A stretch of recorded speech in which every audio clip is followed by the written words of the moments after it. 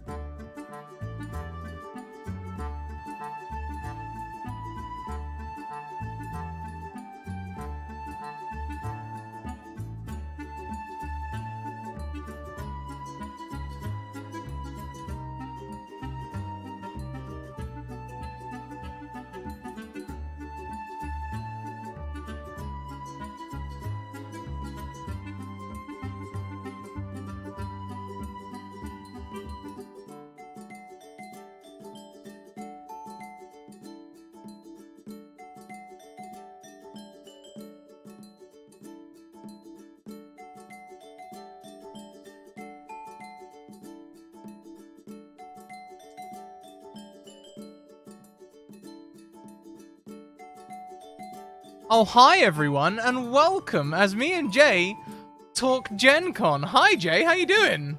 Hey, how are you? I am so excited here to be here and listening to all my favorite, all this old time Scrat Academy, our favorite happy music, to talk about Gen Con and big cons in general, and just the insanity that so much of the gaming community is about to embark upon here in just, golly, a week. It starts a week from tomorrow.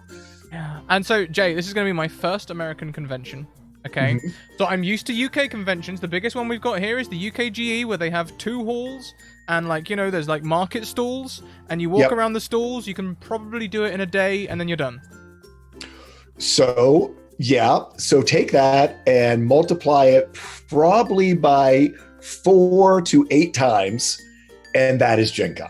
And Gen Con is unlike any other con that I've been to. And I've been to San Diego Comic Con that was just last weekend. I've been to Dragon Con, which is a huge cosplayer con in Atlanta. I've been to MegaCon, been to SuperCon, some of these other really big, 50, 70, 80,000, 100,000 plus attendee conventions. And none of them are quite like Gen Con because it's not your standard walk the aisles and window shop and say hello to people. The biggest thing about Gen Con is it is about active participation in the con, the entire con. I completely missed that out the first time when I was there.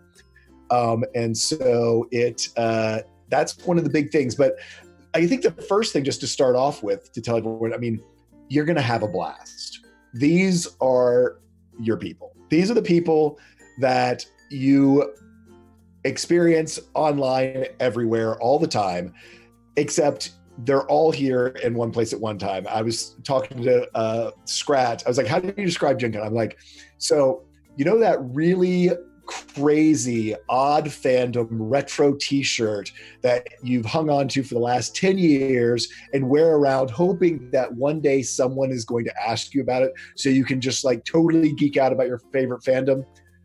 Yeah, at Gen Con, 10 other people be wearing that shirt and they're going to want to talk to you, and 2 of them are going to be in line with you at the Starbucks, because that is Gen Con. That is the craziest thing. Is you'll have like these moments when you first arrive where you're just like, oh God, that's a D&D shirt. And then it's like, oh right, Gen Con. You know, everybody is there with their fandoms, with their games, having fun. I've got to say, I adore Indianapolis. They roll out the red carpet for Gen Con like no other convention I've been to. They are so happy to have people there. They are so excited about all the people there. You will see like all the downtown Starbucks one year's all had gaming shirts, like changed their uniforms. They were all wearing gaming t-shirts. I mean, the Omni, which is like, you know, a high-end hotel, the entire staff was in cosplay as people were checking in. My favorite part is the airport. The folks at Visit Indy, which is, I'll give them a shout out because they're awesome, set out tables in the airport, like all the way down the concourses and in all the main areas, just open big banquet tables. So when the day you leave and you have all your games and you are sitting at the airport for hours and hours and hours, you basically can just crack open your games and start playing games while you're waiting for your airplane. Oh, that sounds so amazing. Like, yeah. So hang on a minute, the whole city's in on this? Pretty much all of the entire downtown area. And actually, that's a great segue. I made slides. So we're going to start up and we'll slide in. So yes, but pretty much the entire city is in on this. It takes place down at the Indianapolis Convention Center, which is right in the heart at downtown. Yes, it totally, Mackenzie, yes, it is a PowerPoint slideshow. Done in Roll20 though, as maps. So but you can take the engineer away from engineering for a little bit, but yeah, you can take the engineer away a little bit. But as most PowerPoint presentations, so this does take place right in the downtown center of Indianapolis at the Indiana Convention Center. And you know, as any good engineer, we are going to start off with something that's important, which is safety, because as I said, this city loves Gen Con. They roll out the red carpet for it. It is incredibly safe. You will see very big police presence down there, not policing, but just for security's sake, because the other thing about Gen Con is it literally doesn't stop. They leave the library, which we'll talk about later. They leave a lot of the gaming rooms are open 24/7. So you might have a game or an event that ends at 3, 4 in the morning, or the next one that starts at 5 a.m. the next morning. So the big thing though is you still are in a very urban downtown area. Indianapolis is a big city, especially for those who are coming from out of the country. And it is a downtown area, which is not cordoned off just for Gen Con. So you will have other people who will be there. And so just in general, you're going to be having a blast. You're going to come out of the most epic D&D battle you've ever had with friends at 2:30 in the morning, heading back to your hotel and not thinking about that you are in the heart of a downtown metropolitan area. So just be aware of your surroundings. There's nothing, I won't say there's nothing to be scared of, but you do need to be aware. My big thing is always use the buddy system. At any big con, you really should do this. But especially at Gen Con late at night, you're definitely going to want to do that. You will see homeless people around in the downtown area. Every interaction I've ever had with them has been very positive. In fact, they often will help give directions for a bunch of lost gamers who are around. But again, you've got Gen Con folks. There's going to be 70 to 80,000 people who were there last year, all around this area. As you can see on the map here, the big thing that I do want to just talk a little bit, especially about buddy system round, if folks are going to Critical Role Live. So, and I know there's 2,500 folks who are off and going to go do that. That is up here at the Murat Theater, which is up there in that far right corner. When that lets out at 2 a.m, everyone in there, there's going to be 2,500 calls to Uber and to Lyft. And there's there's only so many there. So what usually happens is you will see people who will walk in, which is fine to do, but this is one of those times, especially because you're off the main sort of center of the convention, where you are going to want to stay in a nice big group of 10, 15, 20 people. You will see herds of people coming back at 2 a.m. Stay with them. And I think the big thing there with also is if you happen to be the last person on there, if you get to the point where it dwindles down to 5, 4, 3 folks, call that Uber then, especially once you're away from that general Murat Theater area, you'll be able to get one and get to where you need to go.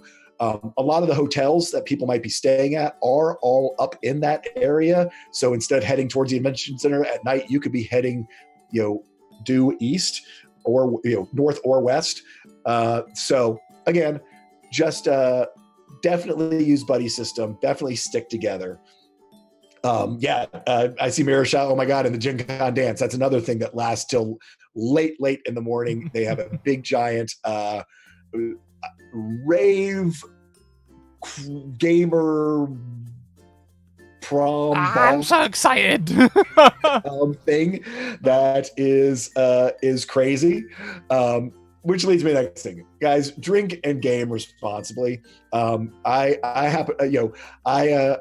do like to lift a frosty one. I was a little nervous, so I'm having one right now. But there, lots of people are going to be drinking. Lots of people are going to be gaming. I say drink and game responsibility. The Indianapolis Police Department loves us. The security people love us.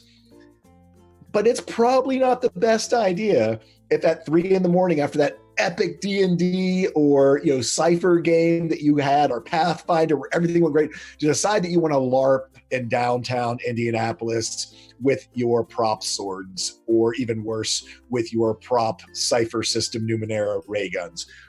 That's not a real great idea.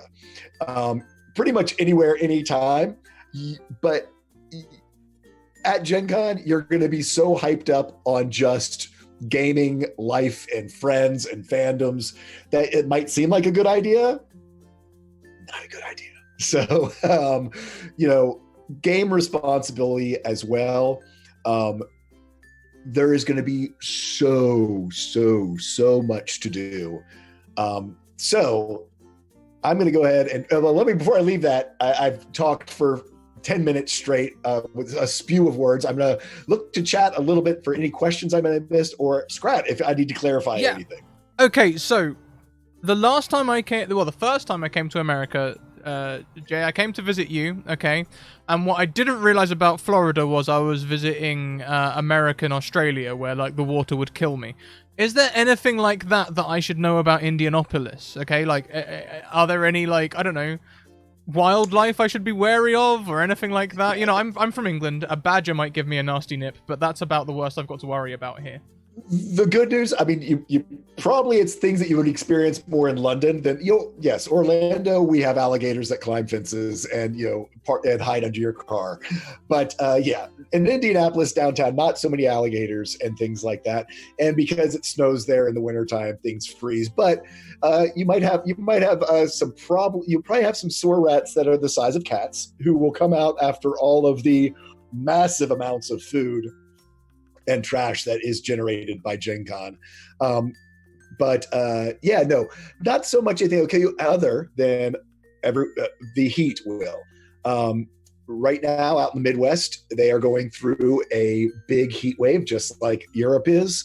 Hydrate.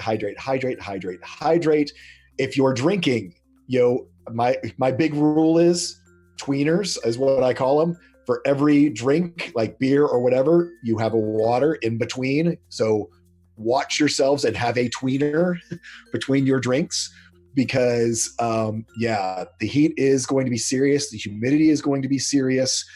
And you are going to be walking quite a bit. I would also say sunscreen, believe it or not, there's enough times when you're going between venues that you're going to be outside. And certainly when we talk a little bit about the beer garden, the food trucks, and some of those things, there's a lot of stuff that you can get to inside, never leaving air conditioning. There's also things that you are going to have to venture outside. Yeah, so I'll be packing my factor 50 plus, because of Yes. course the camera makes me look more tanned than I am, believe it or not. Okay, so that's cool. We've mentioned the buddy system and stuff. So like, is this normal American procedure, or is like, are we worried about crime in Indianapolis? What is this normal? Like I said, I think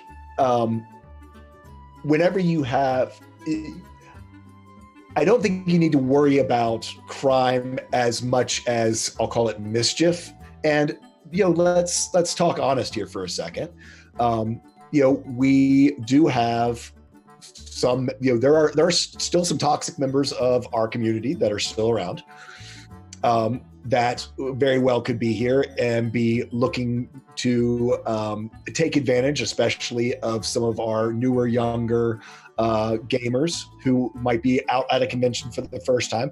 You also, like I said, have people who aren't involved with Gen Con at all, but it is downtown public places, and know, hey, there is going to be 70,000 gamers who come here who might not be as socially experienced, I'll say, as others. And so, I mean, just in general, it's a good idea. I mean, I would love to say that there's not an element that could be in the area that could slip something in your drink, that could try to take advantage of you, that would, that could be a problem. Yeah. Here's the reality. I mean, it's just like when you go anywhere, these are 70 to 80,000 people who you don't know. We all have a common interest. For the most part, I'd say 80% of the people are there to go and game and have a great time. The other 19% are there to go and game, but just might get caught up in the moment. Mm-hmm. And there's probably 1% out there who's up to no good. Yeah. This is very much standard procedure then. It's not something to worry about. Yeah. So it's just like common sense procedures. Yeah, going out at night, and I'd say anyone, even in small towns, small towns or stuff, is, use a buddy system. Your Paladin dad can't be everywhere at once. I'd love to be, but I will say I think there's quite a few Paladins in the community. In fact, Gen Con does also, just like PAX U has, I think PAX calls them their enforcers. There's a volunteer groups with Gen Con as well. I can't recall what they call them, but again, to look for help, and just to again, keep an eye on each other. Yeah. Yep, exactly, Alice. No one walks home alone. Exactly. So, one last safety thing before we move on, because someone in chat has just reminded me about it by mentioning that they should bring ibuprofen. I'm allergic to a lot of things that a lot of people prescribe medically for common things like pain. Should I maybe consider wearing a wristband or something, or that sort of thing? I mean, we do have a system here in the States, which is called Medic Alert. That is, if you're allergic to things. I don't think someone's going to give you a pain medication. I mean, just like with you, that we learned that, what is it, paranephenol or whatever it was? Tylenol's paracetamol, yeah. Yeah, Tylenol is paracetamol. Things might go by different names. Actually, that's another good thing to bring up, though. I know that we've often had this issue where I work, where people take seizure medication, normally, but it's kind of a depressant, so they don't want to take it when they're going somewhere to have fun. Please, please, please, please, please take your meds, whatever they might be. Take your meds. you're going to end up with a much better time being on your meds than potentially going off of them and having a problem. Cool.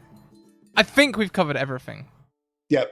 Oh, Renee, thank you. Yeah, we did PAX U walk. So let's talk a little bit about getting around. So this is where we get to like do fancy stuff and go to like split screen and things. Oh, should I? Yep. There you go. There we go. We got real fancy this time around. Okay. So are we transitioned? Ooh. You are transitioned. Doesn't it look good? Can we have some oohs and ahs in chat, please? This took ages to figure out. Come on. So your best friend, which it ever, is through the Gencon site, and it is the Gencon map. If you need to find it, you go up to the top at experience. Actually, I don't think you can see it, but you go up to the top of experience, and then it's called convention map in the drop down. I think it's going to pop down just enough so y'all can see. But the big thing about the convention map is just one thing to know, and I know why they did it. And there's, I'm sure they got too far down there. On this map, north is down. So unlike if you, hang on a minute, what? North is down on this map. The reason why they did it is because basically it started out of them using just the convention hall 50 years, back when they first did this map, because it's easier to think of the convention system center in the orientation it is in this map here. But in this orientation, north is down. I know. Okay, right? You know what? I'll deal with it. I'm over it. I'm so over it. So, the big things that you need to know here. So, is the convention center. This is sort of the main heart and hub of the convention. It does take up this entire block, all the way around here. And the big thing that's great about this map is you can zoom in, and it takes you literally all the way into the floor plans and exactly what's going on. So you can see the layout of all of the different booths. You can see the names of all the different rooms as we go into the next level. This is just going to I want to give you a little bit of a flyover first. The big thing here, and this is where I totally, the first year did not understand at all. You look at this and you're like, wow, that's really not a whole lot of booths. This isn't that big of a convention. What are they talking about? Here's the thing.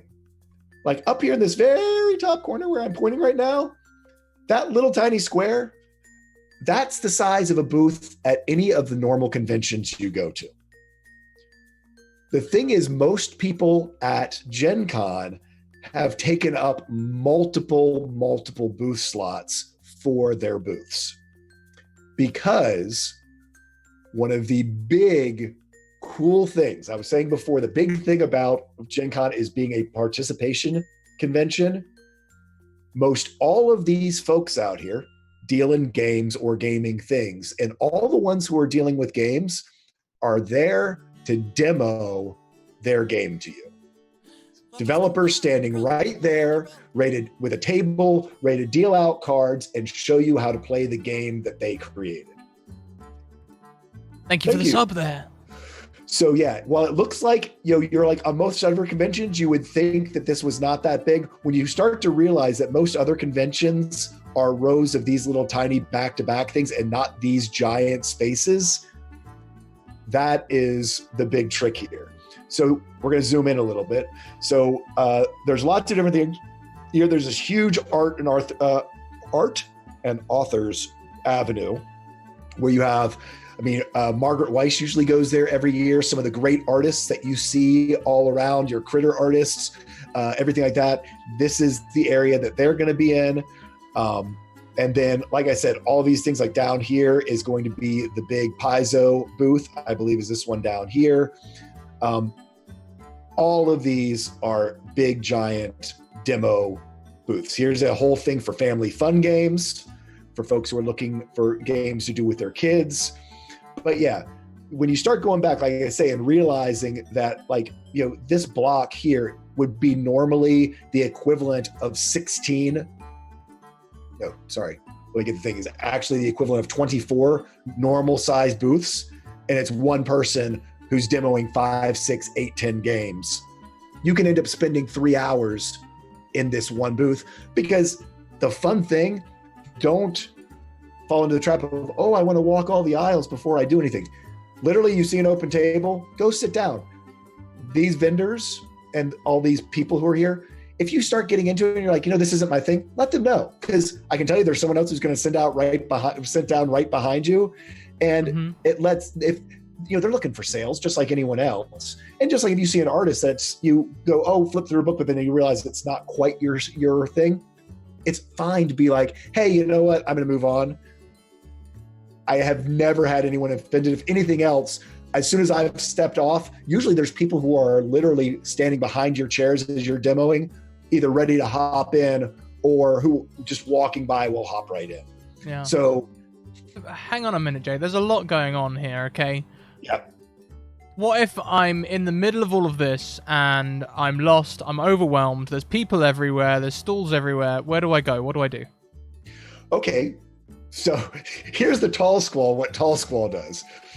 TallSquall goes out of the hallway, down this. Okay, so you just make it to one of the big entries extras. You go right down Hoosier Concourse. You'll know it because you're going to walk by the cosplayers who are all going to be out there. You walk right out the door, and Georgia Street is what they block off for food trucks, the beer garden, and basically just to go hang out and decompress in still a kind of active and crowded area. That's one thing to go do. Now, the other thing, which is great, listening to their attendees, the other thing that they have put in last year, a couple years ago, on the second floor of the main convention center, they have made a quiet room, which is right at the top of the stairs. It's room 211. I kind of remember it, instead of 911 thing, 211 is the quiet room. If you just need to go, for anyone who might be on the autistic spectrum or just is overwhelmed, it's right up the stairs. It's a little bit quieter up here. The only big thing that's going on here, this is where Pazio has their giant room where they do all of their ticketed games, which we'll talk about in a minute. But yeah, there is this quiet room up here, which is great. Am I reading that right as well, Jay? Spa? There's a spa at Gencon?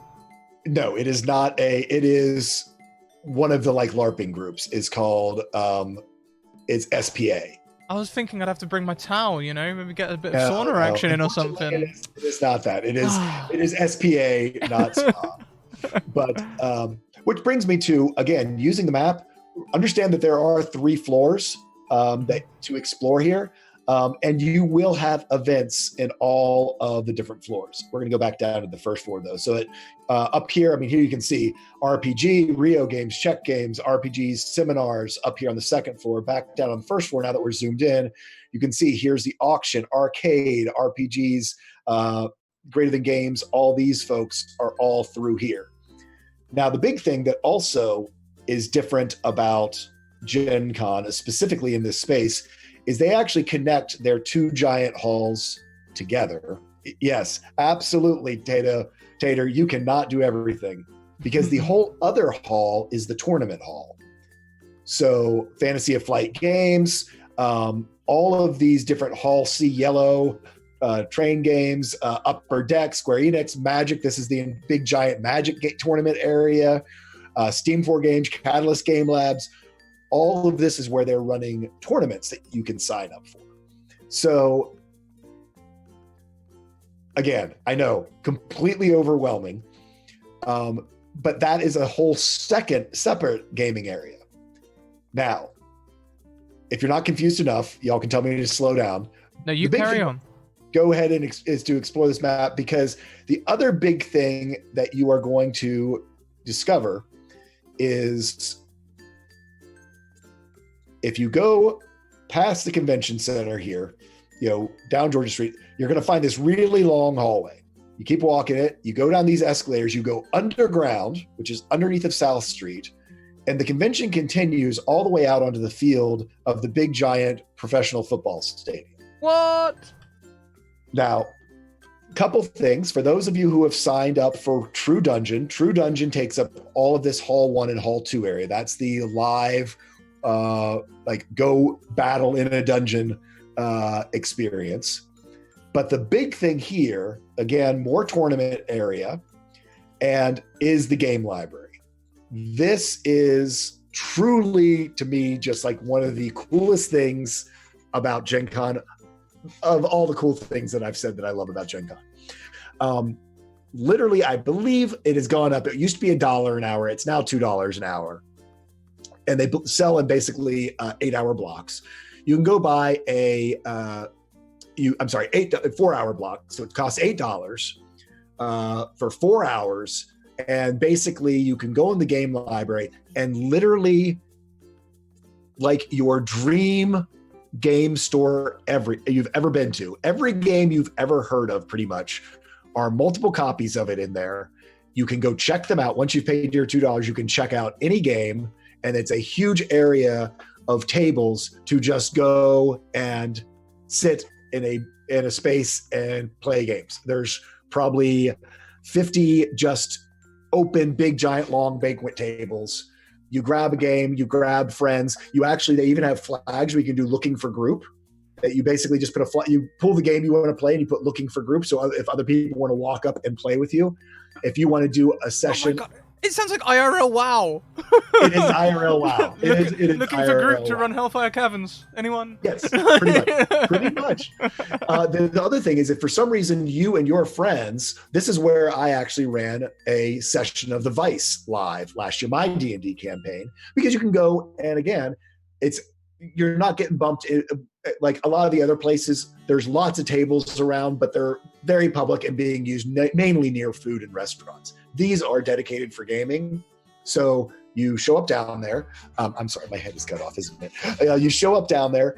And I brought down, my campaign notes, set up my whole dungeon thing, laid out my maps, put out my minis, grabbed my party, and we played our, a D&D session. And the fun thing you can do with all of your friends who are really into sports, you can say that you have played on Lucas Oil Field, which is a professional sports field here in America. Okay, so come on. There's so much. We're gonna be gaming all the time. There's real dungeons, and Yes. and is there more? Is that have we I have looked one at last thing to throw to melt down your brain, and that's why this map is so important. There are 7 host hotels. The host hotels have events in them as well, and the nice part about this is, if you need to locate a ballroom, all the ballrooms are labeled in here as well. You will get to, if you've gotten a ticket for a panel or a meetup or whatever, you will find one that's like Crown Plaza, Victoria Station, or their second level up here is, okay, that one wasn't a good example, but it does bring me to a good thing. All of the 7 host hotels are connected to the convention center by skywalks. So for those folks who are averse to heat, can't take the heat, don't want to be out in the heat or late at night, can use the skywalks to maneuver from pretty much from the convention center to any of these host hotels. This is a skywalk here, another skywalk here. The Westin and the Marriott both are going to have panels and events in them. The dance, I believe, is at the Marriott Ballroom this year. Big, giant, huge asterisks. Everyone listen to me for 1 second. There is the Marriott and a Marriott Marquis, which are both host hotels and both connected by skywalks. So make sure, the JW and the Marriott, you can see them both here. There is actually a Marriott and a JW Marriott that are both host hotels and both have events in them. The map is your best friend. Every event, when we go to look at events a little bit, every event tells you exactly where it is. I wasn't able to go through these 17,000 events and find one at each one of the hotels so you could sort of see, but it will say, JW. I had one last year where it was actually Not sure if it's going to be the same. I know Critical Role cast stayed at the JW Marriott 2 years ago, and so a lot of the Critical Role panels are little one-offs. When Matt was releasing his the campaign guide for Tal'Dorei, he had some of his that were here in these small rooms, and so you will see White River Ballroom. That was where big events are. Well, so yeah.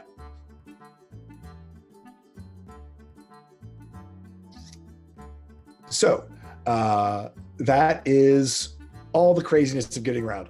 My biggest advice, like I said, you are going to be overwhelmed. Everyone is a little bit overwhelmed. Most everyone, you will see everyone with their lanyards. They will point you in the right direction. My year, the first year I went, had no idea I was getting to. I went alone and was like, this is going to be awful. Got really kind of anxiety and panicked about it. Within the first 30 minutes of the first day, I was talking and meeting to people who just wanted to talk games, ask me what I did, ask me where I was going, what I was doing, how I liked it. Okay, so another question. You said that it's like an active participation convention. Yes. What does that mean? Like I said, the big thing here is whether you are actually demoing games. And actually, is that my next slide? I think you might have done a perfect. Have I segued? Events and gaming. Look at that. You did. Look at. Yeah, I trained you so well. So this is, yes, active participation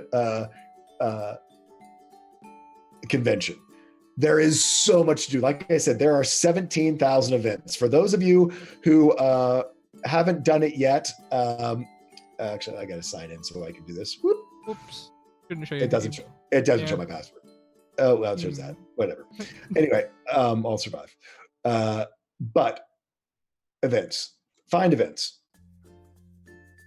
I was going to say the top's cut off, isn't it? Yeah. So yeah, it is. Yeah. Yeah. You were pretty quick. So should be fine. There are 17,000 events. No joke. That's how many there are. Finding them can be a little bit difficult. You can definitely want to use your search options. At this point, you already want to go ahead and get rid of things that have sold out because they're sold out, unless you want to stand in line for them. All these other filters that are in here, you can also do search words, whatever. I'm just going to do it because they did it before. Just sent one out the other day. It was Roll20. Basically did a thing for all of their events. And so you can see all the sold out ones. But, you can put in most anything here.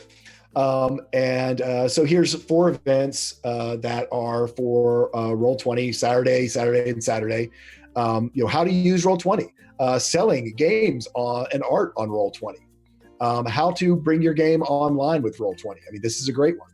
As a seminar, and see, like I said, it will tell you exactly who's going to be there. Here's the speakers who are going to be there, where it is, and whether it's a paper ticket or electronic ticket.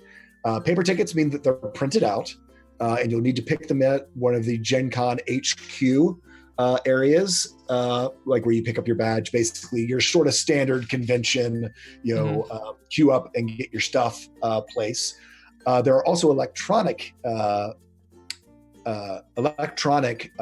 tickets, which are directly attached to your tag, which they just scan. And so you don't have to go by Gen Con HQ to get a printed one. But I'm going to highlight this.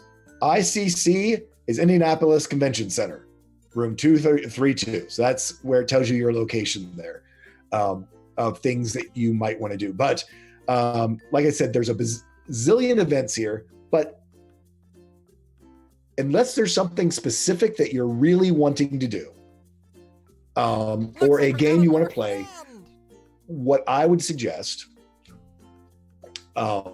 is to grab what's called generic tickets. Things like Critical Role stuff, things with a lot of your big celebrity game players, celebrity DMs, things like that. At this point, I hate to tell you, you probably missed it. Sold out. You can always go to the standby line if someone doesn't show up, which does happen quite a bit because, again, people just get distracted, end up doing something else. Their friends wanted to go somewhere else. You will spend some time in line if you do that. Up to you entirely. But generic tickets are basically, as you'll see, I'd love to see what the total is, but just even here on this first page, there's lots of stuff that doesn't sell out, that never sells out.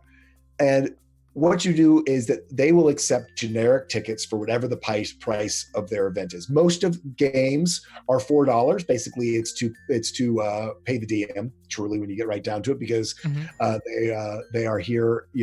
It's sending their convention, DMing for all these folks.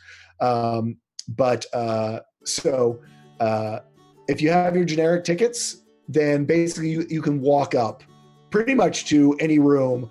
There's usually like a proctor for the games outside with a sign-up list. They'll be like, hey, we're full up, or our next session, we flip all the tables in 3 hours if you just missed, or something like that. You can get on the list, pay in generic tickets or whatever. In the meantime, like I was saying, demo on the vendor floor. Other than true big D&D run-and adventures or one-shots, there's plenty of games to play on the con floor or down in the library, or just with your friends. Just a round thing. You will see people playing games sitting on the floor around at every Starbucks, every restaurant, the lobby of every hotel. Pretty much if anywhere there's a flat space that is a little bit out of the way, we'll get to con etiquette a little bit further on, then people are playing games and are fine to hop in and play with you. I mean, most of the time, or if you walk up and you see two people with, sort of shuffling and looking around, they're probably looking for more players to try out the thing that they just bought and that they're so excited to play. I mean, one of these games that we played is called Nevermore. Some of you might know it. We demoed it. All four of us bought copies of it because we loved it so much to take home. And, whenever we go to a restaurant or a bar or whatever, bye, Renee, we'll see you there. Can't wait. And then we played it, sitting at some of the surrounding restaurants and bars in the evenings, and people would just, hey, is that Nevermore? Yeah, come on, we'll deal you in. I mean, there's a lot of that happens. So that's when I talk about being an active participation event. It really is. People want to play games with you. People want to talk with you about their games. The developers who are trying to sell their brand new game or whatever are standing right there and want to tell you the story of how they invented this. I mean, we were playing this one Cthulhu mystery game, figure out who. I know it's not the name of it, but we ended up calling it that because we were having some. It was Not Today Cthulhu, where you have investigators and then people who are called Cthulhu cultists, and you're trying. It's a liar's game. It's a bluffing game. Yeah. That we just had a blast with, and it's just it's all that. Also, I mean, as Tater's talking out there, just understand 50% of your time is going to be totally geeking out with people outside of games and enjoying all the fun stuff that there is to do. So how about someone like me, Jay, who's like, I'm fairly lackadaisical, I suppose you could say. I haven't signed up to any events at all. Should I be worried? Should I sign up to some? Do I need to panic sign up to some? No, can I tell you? I am signed up for none either. And I am the ultimate planner of things. Literally, for me, I've signed up for a pile of stuff the first year I was there. Also because I was there by myself. Didn't know a lot of people in the gaming community. Signed up for lots of things. Also, at the time, my big thing, I was going because I wanted to meet Critical Role and that sort of stuff. But I, of course, signed up with everything that Matt Mercer was in. He was releasing Taldore, and I was at their signing event. And I didn't go to Critical Role live because it was going to be too late, and I'm an old man. So I think certainly seminars. If there's a seminar you really want to see, either because someone who's going to be in it, you can search by their name, or there is in the filters here, you can go into categories, and you can go into there's a lot of miniature things. There's mini painting here. There's electronic games. There's board games, anime activities, entertainment events, film festivals. There is lots of things just to do general browsing in here for. What there is no way. I mean, I show up on Wednesday and leave on Monday, a day before it really starts and a day after it really ends. And no, I still am going to see less than 50% of what I want to see and still have the best time of my life. So don't get caught up in someone telling you Friday or Saturday when you bump into them out at the beer garden, they're telling you about this amazing thing that they saw, because most likely you have just an amazing thing that you saw as well, or a game that you saw, or a place that you went to, or an experience that happened, or a run-in with whoever who was the nicest person that you could ever imagine to meet type idea. Yeah. So me personally, if they're, like I say, if you're going to go meet Satine Phoenix, or to go meet Matt Mercer, or to see Critical Role live, or to see the live Talks Machina, or to play the new Numenera expansion, or to be in a tournament of a certain game, those things you should sign up for. You should sign up for them now if you haven't. But if you are just going as a casual con goer to go have a blast with 70,000 gaming friends, pickup games, the game library, demos, and generic tickets are my advice on this. Yeah, I don't know if there's definitely. any folks out there in the chat who have different experience. Everyone does it a little bit differently. I know folks who literally have back-to-back events planned for 4 days and love it. It's the best. They can't even imagine how lucky they are that they can game literally 24 hours straight for 4 days straight. Not even kidding. But if you're there for a pickup game, or this is a great venue for Honey Heist, for Love and Lasers. No, what's it called? There's a space one that's like Honey Heist. It's something in lasers. Lasers and Feelings. Yeah, I know the one. Yeah. Lasers and Feelings. For Monster of the Week is another great thing to do to pick up games with your friends. There it is. Lasers and Feelings. Yep. All that type of stuff.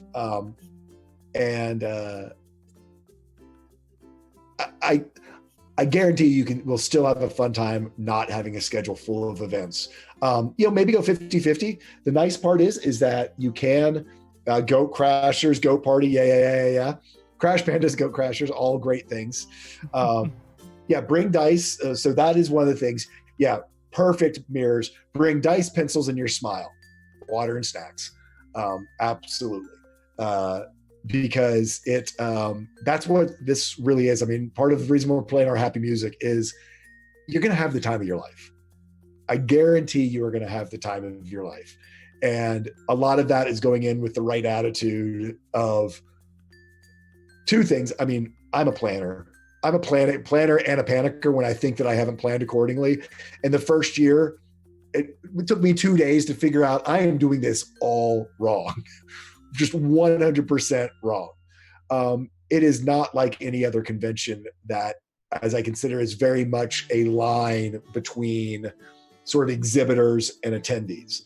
This is exhibitors and attendees and everyone just having a blast, talking and geeking out about every type of game there possibly is. So, yes, I see Stinkface. Yes, there is an outside. There's indoors, outdoors, and beyond. One thing I didn't do. Oh, actually, I'll do that. I'll go back to the map for tips and tricks, which is coming up in a little bit. Tips and tricks. Okay, so Jay, let's say I'm at the convention, right, and I see some people that I know, and they're playing a game. Can I just walk up and just join their pickup game? I mean, certainly you want to ask. We should talk a little bit about that. You are going to see folks that you see on streams. You are going to see people who are, phenomenally famous. You might see, Matt Mercer. I mean, last year he was walking around in Pumat Soul cosplay on the main floor.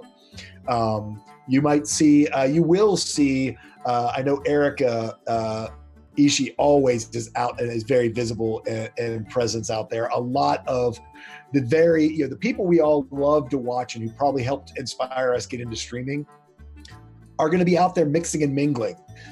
Couple things, Scrat is going to be there. I mean, Scrat and Alice, first time in the States at a convention, are going to be there. For the folks who follow me, like on D&D Fitness, I'm going to be there, being a fitness dork. The big thing with that is understand it's their convention too. Absolutely, say hi, say you appreciate the stuff that they do. If there's a spot at the table, hey, can I join in on you? But also if they're like, hey, we're all full up or we're halfway into the game. I mean, we all know how that is, trying to wrap someone in when you're halfway through. Understand that sometimes the answer is no.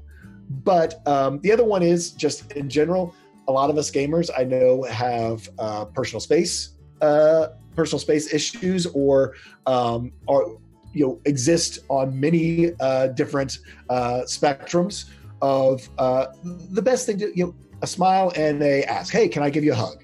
Hey, fist bumps or whatever. Con crud's a thing. A lot of the celebrities there will very much most likely fist bump you, or you'll see them pull out hand sanitizer after immediately shaking your hand. Don't be offended.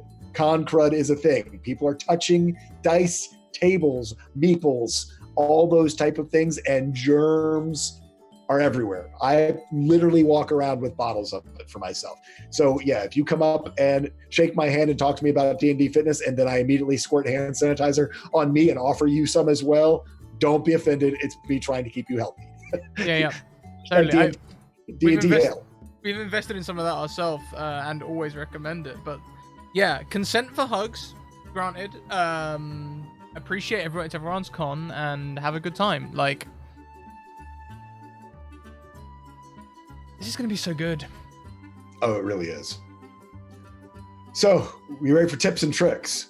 Now that I've completely overwhelmed everybody. I was born ready. Do you still need the second screen, or should I get rid of it? Let's leave it because I'm going to do some con etiquette, and then we'll do tips and tricks. Okay.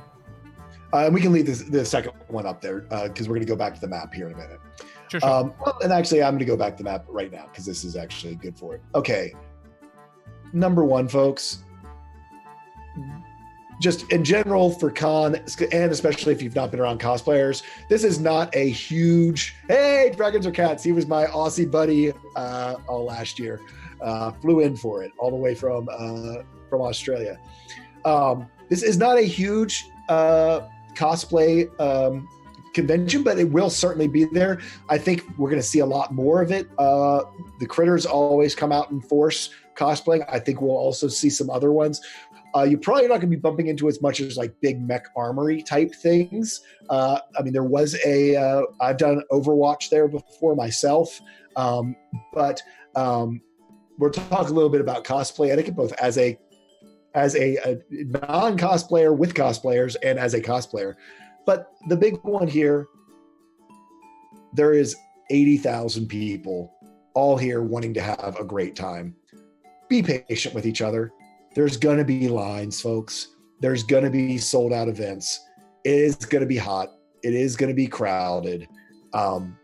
There's just no ways around it. There are some tips and tricks that we'll talk about to help you with that. But I mean, I was talking a little bit about sunscreen and water.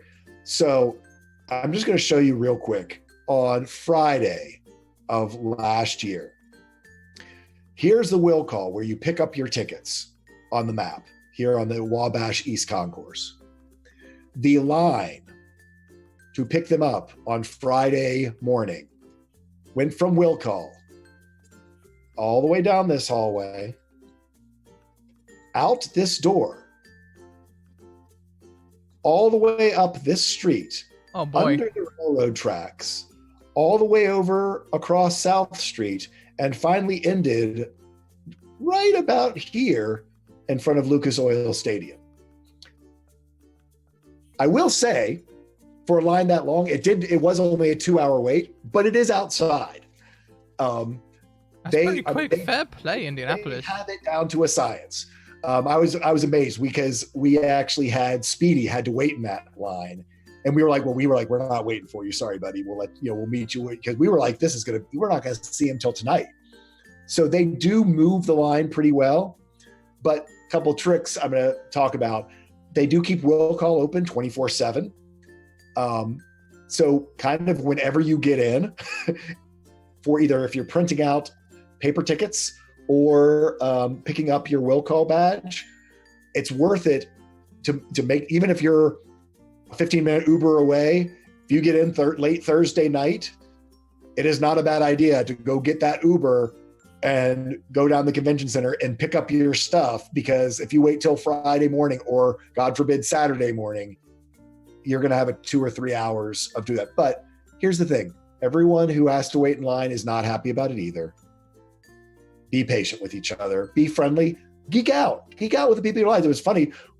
Speedy was met people and had a great conversation about his streaming and all the things that he does in the gaming world with the people who are around him when they're in line. I mean, he has selfies of the people with him who were in line. So, there is that. Hygiene, folks. You're going to have so much fun and be so excited about doing so many things. I'll say hygiene and health. Stop once in a while and get real food. Try to not just live off like gummy bears and snacks that you've brought. Guinness. Unless you've brought Guinness. That's the other thing. Don't just live off beer like Squall likes to break his diet that way. There are 3 different. First thing, you've got the normal convention center. You also have food trucks on Georgia Street. They've sent out a big, long list of those food trucks. I believe there are 50 food trucks this year. Here's the trick. Georgia Street usually is always crowded because that's the main one. There's also these here down Capitol Avenue that a lot of people just kind of miss because they're on the other side of the light. The real secret, though, is over here, if you go down like you're going towards Lucas Oil Stadium, there's a whole nother set of food trucks between Lucas Oil Stadium and the convention center, which generally is empty. The only trick with them is they are in the sun. But another place to get food, and the food truck food is actually really good. I mean, it's good food truck food. It's not, so, you don't have to survive on convention center pizza and hot dogs. There also are plenty of restaurants all around this area. Google Maps is your best friend for getting all of those different locations. So are there any times that I should definitely avoid getting to the food trucks? Like, I don't know, noon on Saturday, is that suicide? What? Yes, I mean, as you would expect, when everyone else is having lunch as well, is when everyone's going to be there. But I will also say, whether you do food truck or do a restaurant or anything on Saturday, just in general, folks, Saturday is going to be heaving. This is when the whole back to have patience with each other. So don't wait till you're about to pass out for food, because you are going to wait 45 minutes to be able to get food type idea. I mean, I would say it's more about, you want to avoid it at noon, but also don't wait till 2 o'clock, because at 2 o'clock, you're still going to wait 45 minutes because they're trying to feed 70,000 people in whatever ways that they can. I will say the further you walk away, the shorter the lines might get, because people don't want to get too far away from the center of activity, especially if they're a one-day attendee on Saturday. But last year on Saturday, we actually were able to walk right up to some of the South Street ones right at like 1 o'clock, which is sort of prime eating time. And the other thing, for those of you looking for frosty adult beverage, our friends at Sun King Brewery, who do the official Gencon beer, have beer stations at all of the food truck locations. Fantastic. And a super relevant and super good question come up in chat. Do I need cash for the food trucks, or do they accept card? Most everywhere I went accepted card. These days in the world of Square and all those type of things, most everyone does. In general, I would have some cash on you. And great question, even more so, the cash machines around the convention center will run out during the course of a day. So either get it offsite or bring cash with you before you arrive and stow it in your hotel safe or whatever. You don't want to have it all on you. But in general, the cash machines I have found in the past, 2 years ago was a bigger issue. Now, because so many people have Square and Take cards and all that type of stuff, I'm not sure if it was an issue last year. I don't think I bumped into anywhere where I wasn't able to use cash. All the vendors took cash, all of that. So, yeah, I mean, you want to have it just so in case for some reason, I mean, if God forbid the Wi-Fi goes down for the entire convention center and no one can take cards, you want to be the person who has cash. But you know, I wouldn't say you can go cashless, but I would say that you can rely on your card unless something crazy happens.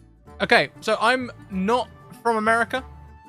I am not 100% sure how currency conversion works or anything like that.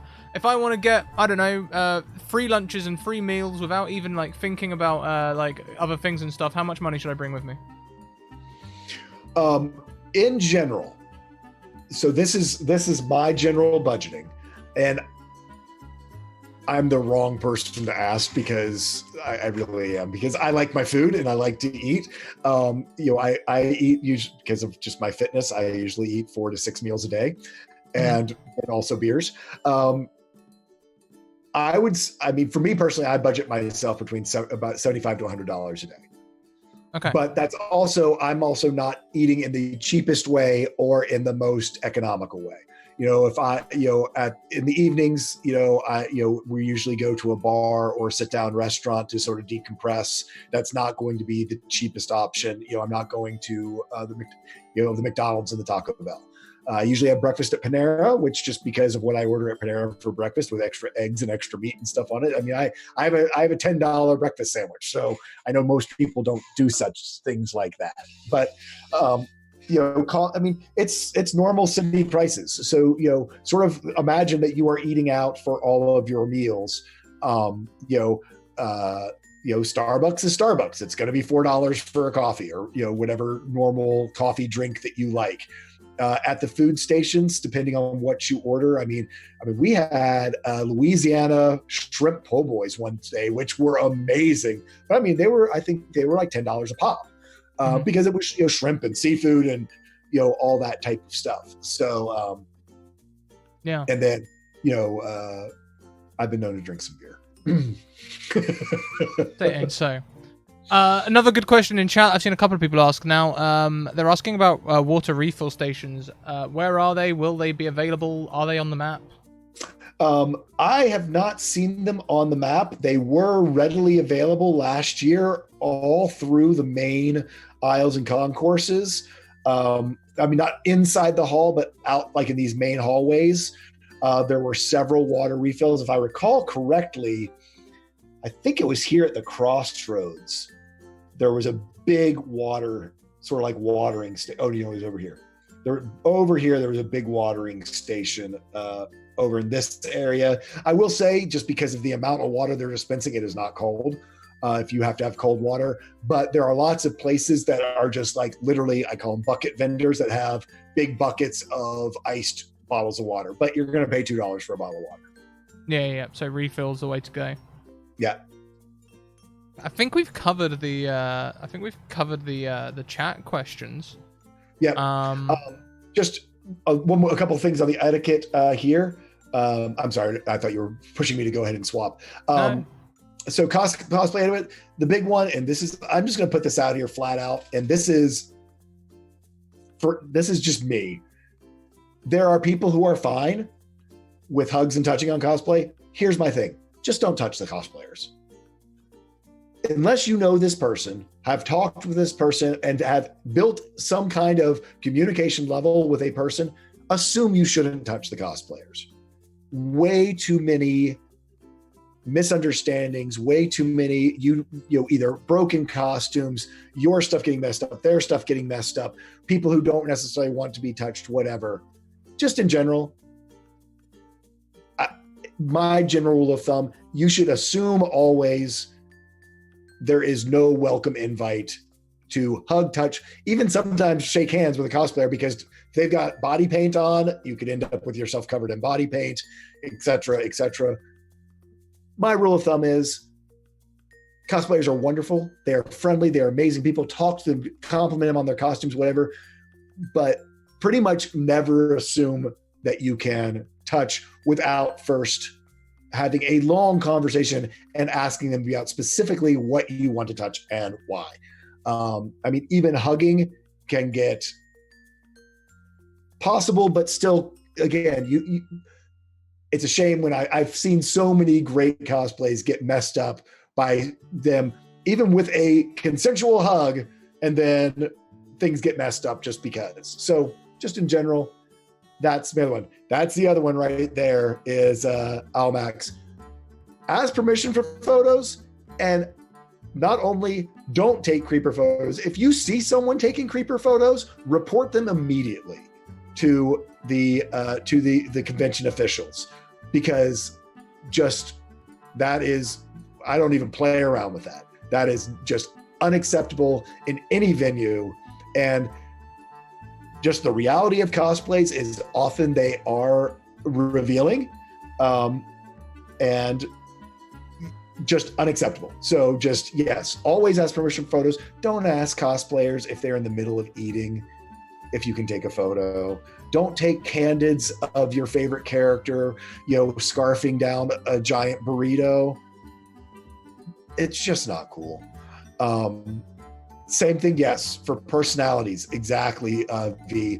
Same thing, if you see Matt Mercer out there and he's having a conversation with someone or trying to sit down and have a drink, he's probably been talking to people where, give him a moment, give the poor man a moment, 100%. And I mean, every person, even just, Twitter people, whatever, they're just again, I go back to, remember that it's their con as well.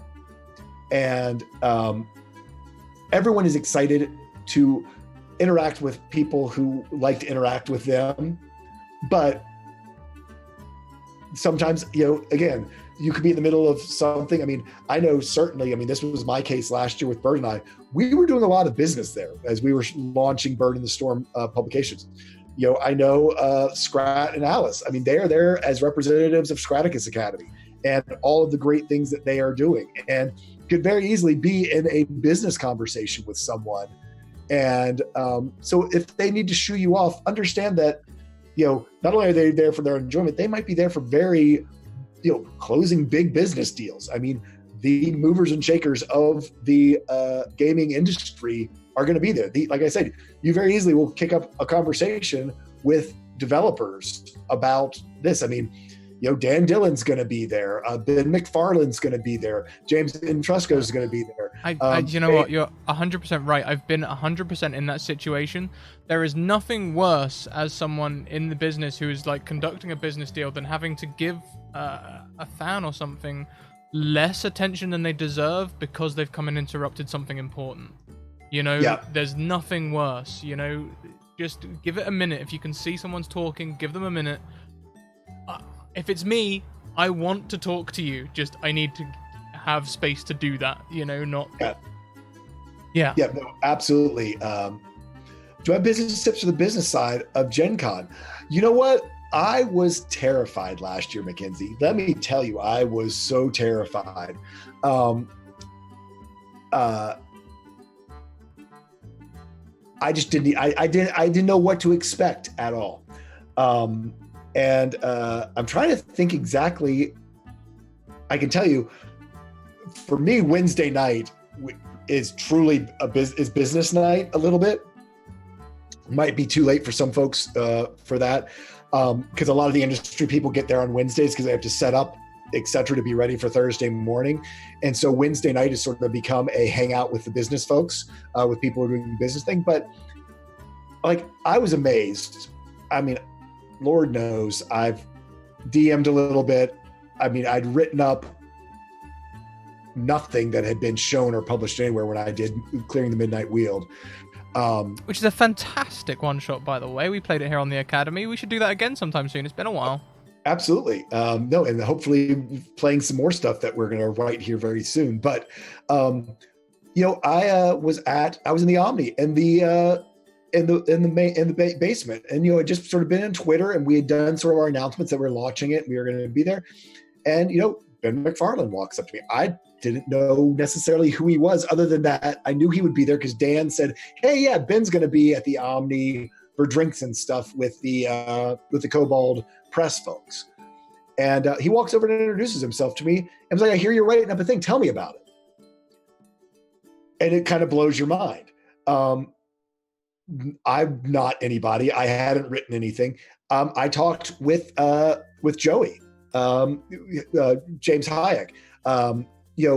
We sat down and talked for an hour about our stream and stuff, just because I said hello and was like, "Hey, I really enjoyed your work that you did with Matt on the Tal'Dorei guide." People are very much, they're gamers. They're excited to talk about games. There's writers who are excited to talk about writing, who've been there, who know what it's like to be putting out your very first product, things that you should do. For the writers out there, I'll give them the advice that I heard from 3 different people. Get an editor. You think you can edit your own stuff? You can't. You're fooling yourself. Get an editor. I got that from 3 people. So there's my little piece of business advice. I'm lucky because Bird happens to be an editor. It is, they want to talk to you. They want to talk to just the person who loves their games. They want to hear about it. They want to talk to you. And I think the trick is that finding that non-intrusive moment, which there's going to be lots of them. And, Mark Meir, which game is he plays? This is terrible because I don't play it. I know Mark because he and I cosplayed together, but from Commander Shepard, whatever that game is. Mass Effect. Can I help you out here? Mass Effect. There you go, Mass Effect or Fallout Boy or something. I don't know. Fallout Boy. That's a band, Jay. I'm an old man. Give me a break. I'm halfway through my Guinness and I'm already drunk. Mark Minstrel's up's going down. Came up and started hanging out with us at the, having beers on Saturday night out on Georgia Street, and then we ended up playing 10 Candles that night with him. So it was great. That is the stuff that happens. Get weebs. Sorry, I had to do it. No, be friendly, smile, be sincere. I know it's tough because Lord knows I fanboyed like a big old fanboy when I met Matt Mercer. I totally did. I know if I meet Todd, I am going to as well. He's my other one that I fanboy over, just because he made everyone seem real through all of his interviews and stuff. But So go over, say hi. If I'm talking with people, I will try to introduce you. I'm going to write a big long tweet about this, but for the folks who are already there, I'm not going to recognize you. I might not even recognize your name, because the way I visually process all the people I deal with is usually through that little tiny picture beside your name and Twitter. Yes. Do you know, I saw someone had a brilliant idea on Twitter earlier this week. You probably saw the same thing. The button. Yeah, I saw it. Especially if your picture isn't your face. A little button. Oh, yeah. Because, this is my sad one, is all the D&D fitness folks who it's like, I interact with Green Ogre Guy every single day. I don't know what Green Ogre Guy looks like. I can't even tell you what Green Ogre Guy's Twitter name is. But I literally interact with Green Ogre Guy every day. I interact with Yellow Rune Guy every day. So, Yeah. No. For me, it'd be nice and easy for you all. I'll be wearing a great big t-shirt probably most days. But yeah, I think the badge idea is a great idea. And also, I apologize, everyone, if I, first of all, don't recognize you, and second of all, suddenly light up when you say your Twitter handle. Like, that's just gonna happen. Like, oh yeah. My problem is when I still look completely dumbfounded when you've said your Twitter handle, you've said your Twitch handle, you said that we talk every day, and until you say I'm Green Ogre Guy, I'm going to be like, oh, I know who you are. Yeah, I'm very, very not. I don't remember letters. It's just the way my brain programs. I remember colors and shapes. I mean, truly, if I didn't know well-to-do Hobbit was Alice, it would be orange_person. And not even necessarily the words well-to-do Hobbit. It would be orange_person. Because that's just, yeah. Yeah, I'm the dragon yoga pose Bitmoji guy. 100%. Yeah. Oh, wow. Yeah, so, and so I'd say the other thing is we all know each other through such incredibly diverse ways. I mean, I know I personally get incredible anxiety. I mean, I had talked with Scrat and Alice on Zoom 100 million times. I had, interacted with, they were coming to my house to see me. I got to the airport like an hour early because I was in such a panic that I would not recognize them. I mean, literally it was like a tall English guy and short English girl with short hair. I mean, literally I'm sitting there just going insane if so they didn't walk right by me and me seeming like a total jerk. Yes, crazy Aussie.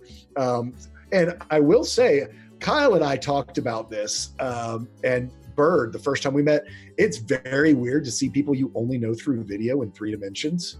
That was weird. When we first weird. I can tell you all, TallSquall has legs and he's 3-dimensional. It's crazy. I know. I'm not just a figment of everyone's imagination. There is more than this. I'm actually a gnome though. I'm much smaller in real life. I'm only about 6'1". The TallSquall is actually not about exactly. So that's the other problem. Everyone thinks that TallSquall comes from my actual height. It actually comes from the fact that I did a Squall Leonhardt cosplay, and there was 2 squalls at the convention I was at, and I was the TallSquall, and it was my first cosplay convention, and I didn't have a cosplay handle, and so it's like, hey, go get Jay, the TallSquall. And literally, is that really where it's from? That's exactly where it comes from. A TallSquall is I am the TallSquall. That's how people knew it. Yeah, at the convention, that's how they knew, is that they wanted to get oh, did you get pictures with that TallSquall? Yep. I'm loving the amount of people in chat as well who are impressed by the 6'1", like only 6'1", huh?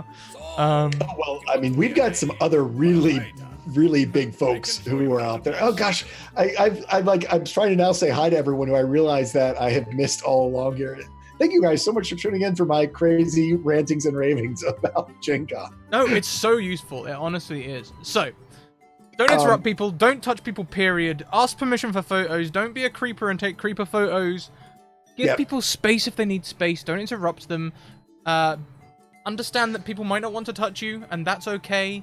Have I summed it all up?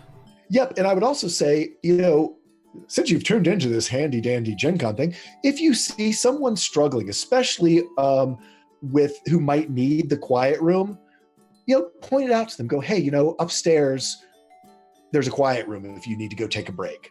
I mean, I saw a couple times last year, people you could just tell that they were getting overwhelmed because the sights, the colors, the sounds, the smells, the famous people, the not famous people, the lines, the cosplays, the games, see people get overwhelmed. It's easy to happen. I mean, I can get overwhelmed even.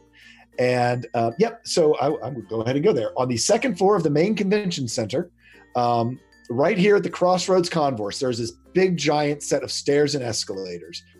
Right at the top of it is the quiet room. And the way my quickie to remember it, just think like 911, but it's 211 because it's on the second floor. But it's room 211 is the quiet room. That is up out of the way if you need it. So unfortunately, not next to the spa. That is a role playing group. that is actually SPA, not spa. Yep, 211 quiet room. So yeah, let all the great knowledge that you've learned. It's right next to the big giant Pasio area. So if people don't necessarily want to know how to figure out from the numbers, there is so many big giant Pasio advertisements of how to get to their room. Pretty much because they are upstairs and a little bit out of the way. That's the other quick way to say it's right across from the Pasio room for all of their. And am I right in thinking that's elevators right next to the stairs there, just above the stairs? If you can't use stairs. Yep, those elevators right there. Right there, elevators right next to it. There you go, everyone. Yep. And the other nice part, I will tell you this as well. For whatever reason it is, restroom wise, because they are again packed, especially for the ladies. For whatever reason, there are literally these 3 sets of restrooms all right here at the top of the stairs that a lot of people don't realize they're there. And because of all their 3 in such close proximity to each other, usually do not have a line. That's part of the tips and tricks training. If down here on the main concourse, these ones just get swamped down here. All of the ones that lead into the main hall get swamped. Literally take the walk, take the escalator. Usually, I believe the trick that this was the one that most of the girls that I was with found a lot of luck with was this one over here, because people don't realize it's all the way down at the end of this dead end hallway. But good tip that all in this area, if all 3 are open, I assume they still will be, is prime restrooming. That's restrooming. Another chat as well. Are there single stool bathrooms as well? And are there non-gendered bathrooms? That's 2 very good questions. Gosh, I do not know. It is an older convention center. I would be whether they have added them. I do not know. I'm assuming because it's an older convention center, it was not built with them. I would say that probably, certainly for, again, because these are a little bit more deserted and out of the way, is probably going to be your best bet. I did not keep an eye out. You know what? I wonder if down in the main, I'm just looking around here a little bit. Again, this is the learn to use your map. The stadium's probably not going to have them. I cannot answer that question. But I would say with just the level of non-use that happens on these here, you probably have a pretty good luck here in these over by room 204. I've never actually even ventured all the way up to the 3rd floor, whether or not there's anything. Yeah, the convention center doesn't actually have the 3rd floor. It's only in the hotels. Might be a good time to point out as well, as much as Jay is being amazingly helpful, Jay is not in any way affiliated with the Gencon staff or anything like that. He's just a convention guy sharing his experiences. So thank you so much for this, Jay. I appreciate you. Oh, no problem at all. Yep. I just, like I said, I'm sorry I can't answer that question, but you might want to explore the map around some of the hotels. I bet you are probably starting to implement those type ideas, but I just don't know. Unfortunately, I do not have that answer for you. Totally valid. What next? Best con dad around. Look at that. So, little bit of cosplayer etiquette. I don't know if we have cosplayers here as we're live, or we might watch this later. Big thing, specifically, just because I experienced it myself with my Ford cosplay last year, and just always a good idea, especially a lot of the Critical Role folks do have non-standard body color, which involves body paint. Do be aware that be aware of it. In general, again, a lot of your experience here at Gen Con is going to involve playing games and doing stuff. I did my Ford hands, basically fingerless gloves, and then glued on actual like ogre fingertips onto it, so I didn't have to paint my hands, and I could take my gloves off if I wanted to play games or wanted to be able to do things, because you don't want to be getting your body paint on either people's art, their games, their demo products, or any of that sort of stuff. So just be very aware. A lot of people these days do use leotards, which is the best way to go and just do their face. But if for some reason you are doing body paint, just be aware that you are going to extremely limit what you are going to be able to do as part of your Gen Con experience if you have painted your hands. So you probably want to have some type of removing, or if you have a special photo shoot, go ahead, get your hands painted for your special, but then have a backup, a glove backup for the rest of your experience. Also, just in general, a lot of these costumes are big. There is an actual designated. Actually, let me do this.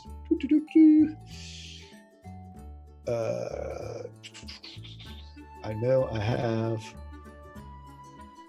exhibit hall. Here we go. So here's the official exhibit hall map. So here is where you can actually see all the different fun and excitement. But basically, I thought it was there. It's not there. Anyway, right outside the hall here in the Hoosier Complex, here it is. I knew it was someplace. Right here next to the restrooms is, hey, Matt Foreman, how you doing? Is where the cosplay photos are. So this is where, for the most part, folks who are there who are doing cosplay as a large portion of their day, just because it does clog up the hallways. Photography of cosplay can be very intrusive to people trying to maneuver around the convention, especially if you have large costumes. So they do ask cosplayers who have large costumes to restrict themselves to this area or to break themselves into a more human-sized traveling mode, I would say, if you are going into the main hallway. And that's just, for both making sure your stuff doesn't get damaged, but again, you will see lots of demo games, lots of things that are set up, things that can get knocked over, bumped, jostled, huge mini displays, things like that. So it is a good idea to have I always think of it like weddings. Have your wedding dress, but have your travel outfit. I think it's called your runaway outfit. I was gonna say, help me out here, Alice. You do lots of weddings, so that you're not having to maneuver. Like getting on an airplane in a full wedding dress with a giant hoop skirt or something. Yeah. The other piece with that is, especially if you're body painting, don't trash your hotel room. There is no way that body paint is not messy. I know I absolutely made a complete disaster of my bathroom at the Omni last year, but I also, being a good cosplayer that I am, brought my own rag towels from home and literally cleaned the bathroom and cleaned the bathtub and the sink and all of that stuff afterwards. First thing for your roommates, but also they're going to charge you.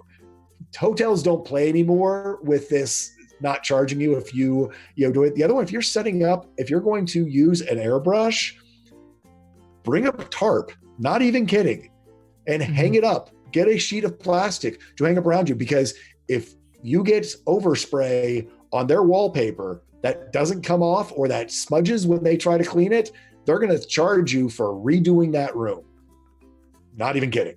So just think, I am the king of the last minute fixes on cosplays, glue guns, all that sort of stuff.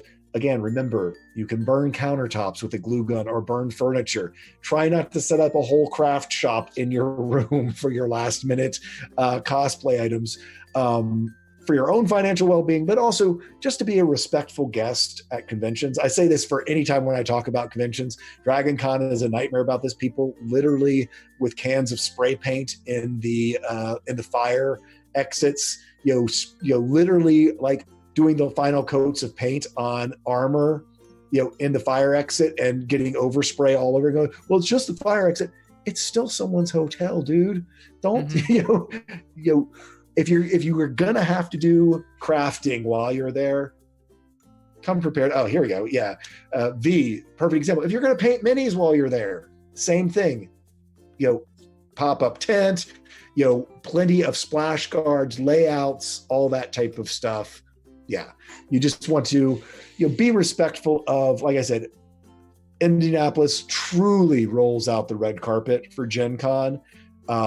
Lord knows does wonderful things for their economy, but there's a lot of other cities that get wonderful economic benefits from large conventions, but aren't nearly as accommodating, aren't nearly as nice, aren't nearly as enthusiastic about it. And a lot of it's because Gen Con, I think, through the years has been a very respectful clientele and membership.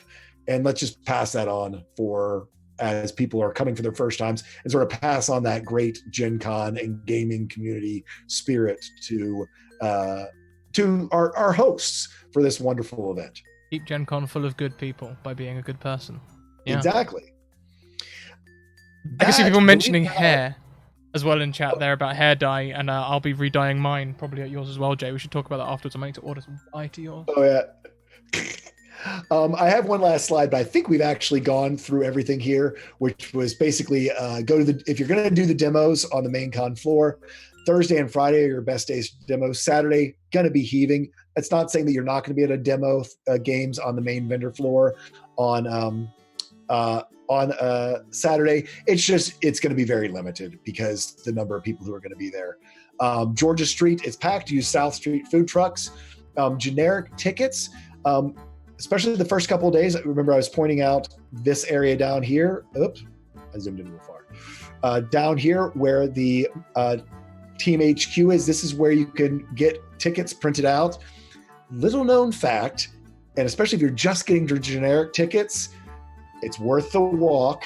If you go over to the stadium, Lucas Oil Stadium has a remote HQ, which can print out all of your generic tickets right here. So you don't have to wait in that giant line. Hardly anyone ever use it, especially if you're going to be using the game library. You can grab your tickets right here, pay for it, give them cash, buy tickets, hop right in the game library. And super secret, helpful thing. And I saw someone ask earlier as well, but I sort of brushed over it. How do you recognize Gen Con staff while you're there? If you need a staff member for something?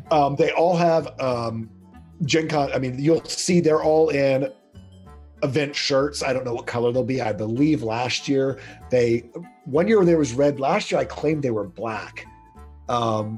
You will see there are 3 different types of staff that you will see there. You will see Gen Con staff, which are going to have lanyards and some uniform shirt. You will also find convention center staff, which usually have something it usually says ICC on it, which is Indiana Convention Center, usually with like a collared shirt. I believe the Gen Con stuff last year was t-shirts. The ICC staff had collars. And then you will also see Lucas Oil Field staff, which are actual staff members of Union Oil Field. There is a badge check that does happen before you go down these escalators right here. So you do need to have a badge in order to go into Lucas Oil Field, just for folks who were wondering. We bumped into that last year with someone who didn't have a badge who was trying to come down to the library for us. But please, again, then you also will see there's also usually a private security company that's there as well. You just see in sort of general blue security. You will always, I just know this because he helped us across the street so many times. If you do need to get a police officer, pretty much 24/7 at this intersection, there is a police presence, literally just because Capitol Avenue is an active street. Even though Georgia Street is all pedestrian, this street does have through traffic on it, and they usually have one there. But I don't know pretty much any time, day or night, even when I was out there like 2 a.m., that there wasn't a police officer right here at what's kind of the main entrance of the con. Okay, so I have a couple of questions as well. Can we just quickly go back over where the will call is to pick up tickets? Okay, will call is right here. So in general, most of your host hotels, if you're in a host hotel, Marriott, Westin, Hyatt, Regency, a lot of, here's the Embassy Suites, the Omni, a lot of people, including part of our party as well, is up here around Monument Circle. There's lots of hotels, of sort of satellite hotels that are around there. There's also quite a few around elsewhere. Anyway, why I say that, most likely you're going to be walking towards the convention center on this corner right here, the corner of Maryland and Capitol. Right inside of these doors where this motor lobby is, so you'll see the porte cochere and where people can drive through. Right behind that is where the will call is. This is where you're going to be picking up your passes. Most likely, and I will tell you, even on the last days of the event, the beginning of that line is going to be somewhere down here on this concourse. It always stretches, but it does move fast. I mean, like I said, very easily it might be that you will find the end of the line out here on this corner of the convention center. Don't panic too bad. The other thing is the will call does stay open. At least it did last year and the year before. I can't imagine they're not doing it again this year. It is open starting, I believe, Wednesday night, like at 8 p.m. or maybe even as early as 5 p.m. Might be, it is on the website here. I'm not going to go digging for it right now. And stays open 24 hours a day all the way until Sunday. So you can go in at 2 a.m. to go grab your badges and your tickets. Okay, another question back there is there a good place to have meetups? My gut reaction is to say the library, but am I wrong? Library works, other than that's a little bit out of the way. Library, and again, there is a charge to actually get into the library. So if you're just wanting to meet your group, I am a fan of Georgia Avenue. It is crowded, but it's usually easy to spot people. Also, here's the thing, and again, this is to be patient with each other. No one's going to be on time. If you ask everyone to be there at 3 o'clock, you'll be lucky if the party gathers by 4, just because of getting there by Uber, walking, getting distracted, bumping into people. And not that I've mentioned it before, but you can get beer on Georgia Avenue and it's shady. It is a nice place to just sort of be outside. They usually put high top tables out there that you can just sort of lean against and hang out and, gather your party at the tavern, at the beer garden on Georgia Avenue.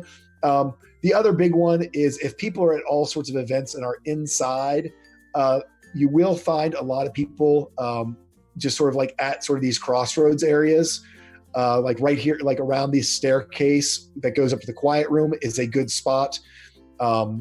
Also here, near the cosplay, that usually gets a little bit crowded because it's a pinch point with the cosplay. But, inside the hall, one of the big things you will see, most likely this big thing here, actually, I can't find out.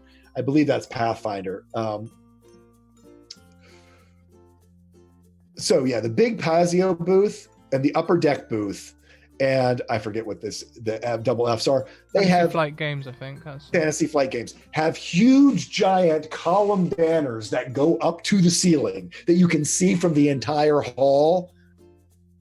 It's that if you're inside there and people get separated, saying that we'll meet up like at the Fantasy of Flight or at Upper Deck or one of these big ones out here is also a good idea as well. You'll walk in the hall, you'll see some of the bigger companies will have just these massive displays and signage and whatever around them because of just the size of their booths, and they make for a good idea. I would say for if you're inside of the convention center, on the main vendor hall and are finding yourself overwhelmed, it's a shame. I hate that it's this way, but usually the art show and authors venue is usually very under attended. And that's a nice place to go decompress. There's beautiful artwork from all of our favorite fantasy books and novels. And if you just need a place to sort of get out of the scrum, so to speak, for a little bit, the art show is always a good, nice spot. It's carpeted, it has nice deep, at least last year it had nice soft sandy carpet. It's done, it looks like a museum. I mean, it's done like an art gallery. If you recall from the map, they actually even have it a little bit, you can see how the table setup's a little bit different. I mean, it's set up much more like an art show. Mm-hmm. Yeah. So you hear like around the featured artists. I mean, it's kind of, there's just sort of noise dampening there compared to everywhere else. Yeah. Another question. Yeah, sorry. I thought you were great artists there as well. I was looking at Matt saying, "Yep, you will meet great artists there as well." Yeah. Another question I've seen a couple of times, and a valid one, is if we don't use our real name online and we're not sure about sharing that, can we cover our names on our badges? Okay. Yep. So here's what I did, and been helpful, but it's also caused problems. Yes, you can absolutely, for picking up any tickets, like at your Wilco or whatever, you need to show a photo ID and for the names to match. I'm sorry. Your photo ID and your badge should match. It just makes it easier for them to find stuff.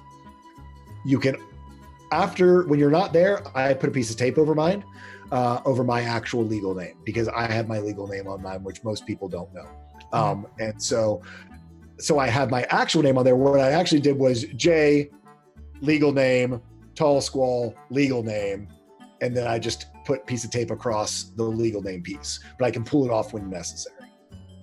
Okay, so there we go. Yeah.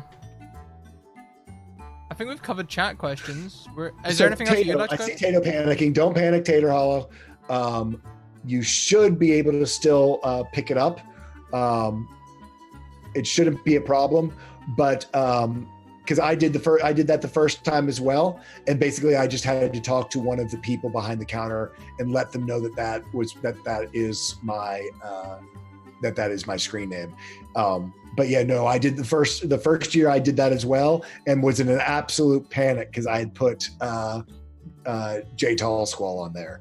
And when I got up there, like, can we see a photo ID? And I'm like, you can, but that's not the name that it's under. And then when I explained it, it was not a problem. Okay. So yeah, well, Tato Hollow, if you already have it, you should be fine. And so this is when it gets interesting. Everything that you have done through your Gencon account will be underneath of your Gencon account name. So what you want, as long as your tickets match your badge, you're good. The only thing you have a problem is if you lose your badge, you've got no way to recover your tickets because your photo ID name will not match your badge name. The only time it's a problem is if for some reason you lose your badge. So don't panic, Tater. Okay, well, do you have any more for any more, Jay? You've gone through a lot of stuff here. Just my last little piece there is, so, you're showing up there, you and a group of your friends just want to go play a game somewhere. Where do I go? And the answer to that is the library. You are going to have to, like I say, buy a ticket to get in the library. It is, golly.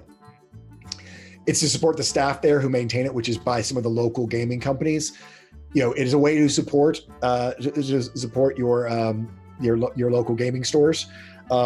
And the volunteers who are there, or I shouldn't say I guess they are volunteers. The people who are there maintaining the library, making sure that you can experience and play all those games. Like I said, I believe it's $2 an hour,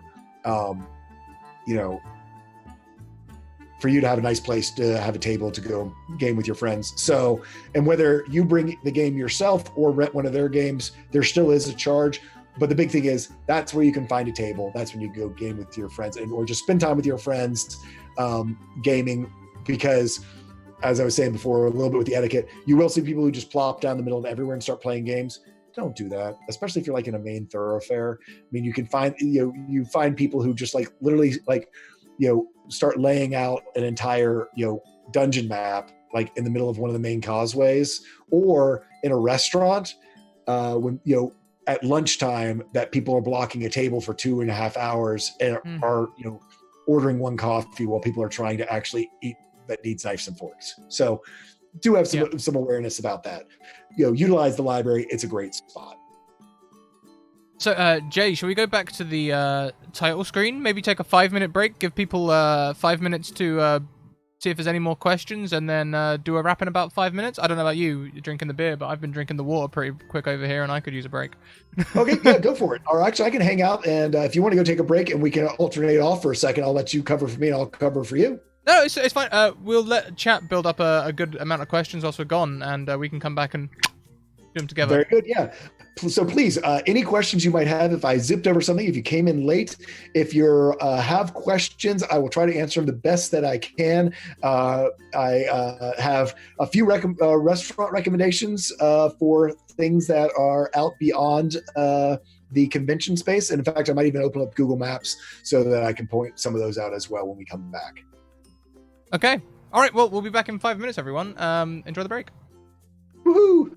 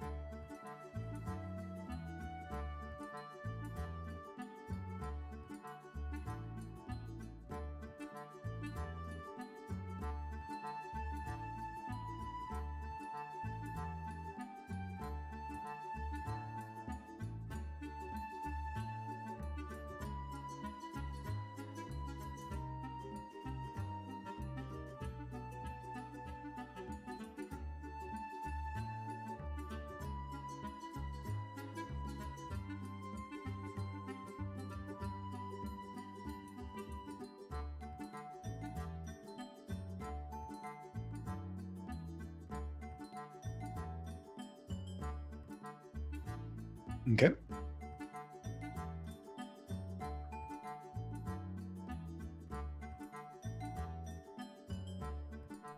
Oh, hi everyone. So we're back. We're refreshed and ready to answer some questions. I see there aren't many questions here, you guys. Kyle, I don't think we can decide that for you.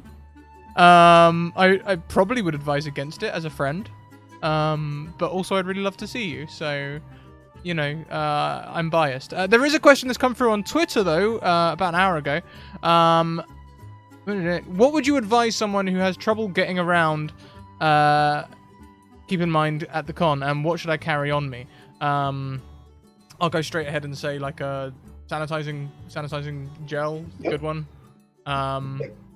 Absolutely sanitizing gels, again, water. And as far as having trouble getting around, I mean, like I said, the one nice thing is, as I was showing before, pretty much, I don't know if you're at one of the host hotels, but if you are, they are all interconnected by these skyways, which will keep you in an air-conditioned space and also off the streets and having to deal with the scrum of crowds as they are crossing in the crosswalks and waiting for lights to cross and charging across the streets, and a lot of that. The skywalks sort of literally put you above all of that sort of crowd. Since it does snow in Indianapolis, and this is a year-round convention city, they've been great about having people not have to go out in the cold and the snow and the sleet during their wintertime conventions. But for us in the summertime, it means that it gives us a way to get in and out of the convention center that sort of keeps you out of the heat and out of that sort of, I call it the sidewalk scrum. Again, as 70,000 people are trying to make it to the convention center. I also, just in general, I'm going to say this. I know that some people are all about hot and heavy about being the first people at a place or a thing to try to get. We don't have as much limited edition merchandise or things here, but there is some. That first, I'd say from 9:30 to 10:15, as the doors open at 10, is just a mosh pit as people are lining up to get inside. Certainly on Saturday, it's probably the only day, if you're trying to get to something and want to make sure that you get to demo something, it might be worth waiting in that. Thursday, Friday, and Sunday, I'm not going to say you're 100% guaranteed to get to do everything you want to do, but if you have trouble getting around and don't want to be in the crowd and that sort of mess, I would say to just sort of avoid that main time at the front entrance of the convention hallway into the main vendor room at those times. Yeah, it's an unfortunate reality, I guess, really, isn't it? Yeah, I mean, people are excited. They want to get there. I mean, like I said, when I was there by myself, that's when I met. I was talking about all the great people I met on day one. That's where I met one, because I was like, well, I might as well get there, be there first thing. And again, from the other conventions I was at, I thought that you needed to be there. Turned out that it wasn't necessarily the case. People are asking about restaurants. So I've pulled up Google Maps. I mean, it's just as easy. You can do it on your phone as well. All here around here's the end of the convention center down here. I mean, as you can see, it is loaded with all types of restaurants. Up here around the circle, Starbucks are everywhere. You will hear lots of people talk about, let me find it for a second. It's up here. Where is it? Now I can't find it. What are you looking for? I try to remember the name of it. There's a restaurant. I swear to you, there was a restaurant up here up on the corner here, across from Morton's. But I don't see it now. I wonder. Oh, you know what? It must be. It's this. They must have changed it. It's now this Brazilian steakhouse. That used to be a bar that everyone used to go to. So you would just hear a lot about, because they usually have a band out front. But I mean, yeah, Buffalo Wild Wings, Champs. I mean, you can see there's PF Chang's. I mean, there's expensive stuff for people. Again, it's a convention, so they know that there's some people who are going to be there on expense account. But yeah, there is all kinds of restaurants. Here's Georgia Street that I was talking about. This is where all the food carts are going to be, right across from there. But yeah, you don't have to walk very far to find all types of stuff. Pizza, all kinds of stuff. It might be under bar. That might be why I'm not finding it. Hey, Jay, another question for you, and very appropriate question for you as a D&D fitness guru. What if I want to get a workout in while I'm here? Is there a gym we can go to? Most of the hotels have them. I have not actually. I usually don't. I give myself a break while I'm here. I would check to see there might be a Gold's or something like that, or a lot of times hotels, if they don't have their own local, they might have a gym that they've got a partnership with. I'm trying to remember. You know, it might be here. I'm trying to recall if it's here that has. No. I'm thinking of it. It's in Charlotte. It's at Heroes Con that there's a Gold's that's right close by. Sorry, wrong convention. But yeah, so like I said, lots and lots of restaurants here. Like I was also saying, a lot of people. I was talking about people who might be in sort of like the satellite, but also still considered host hotels here in the Sheraton, the Hilton Garden Inn, all of that, the Conrad, all that's up around here. And then all the way out here is where I was talking about, is where the theater is up in this area. But a lot of people could be very easily be staying sort of along that walk home. But for the most part, I mean, you can see obviously near the convention centers where you have lots of restaurants, lots of hotels, and lots of coffee shops. Oh, that's so weird. I see what you mean about the map being north.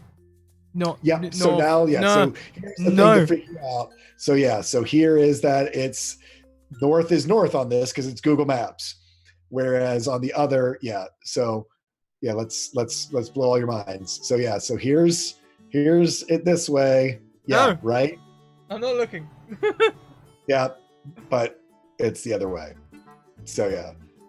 Okay. So unfortunately, I just got you used to the Gencon map, but when you use your Google Maps, it's going to be the other way around.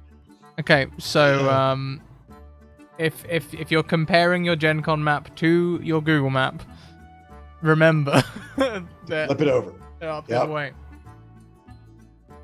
Okay, well, I can't see any more questions. Jay, you got something else there? You got something else? Oh no, I was just tipping my hat to thank you, Scrat, for having me on and letting me share what I could with all these folks. Thank you for coming and sharing your experience with all of us. I mean, I think there's definitely a bunch of people in chat who are very appreciative of it.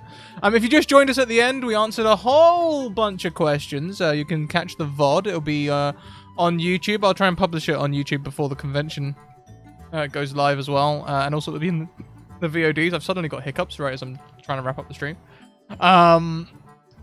Jay, who are you? What do you do? I am TallSquall. You can find me all over social media as TallSquall, and you can find me under the hashtag of D&D Fitness all over Twitter. And I do stuff and things and stuff. I do DM my own Dungeons and Dragons campaign, which is up to episode 109. Yeah. We've been going for about 2.5 years. We do it 100% for charity. We've raised about $15,000 for over a dozen different charities. Feel free to come check me out there.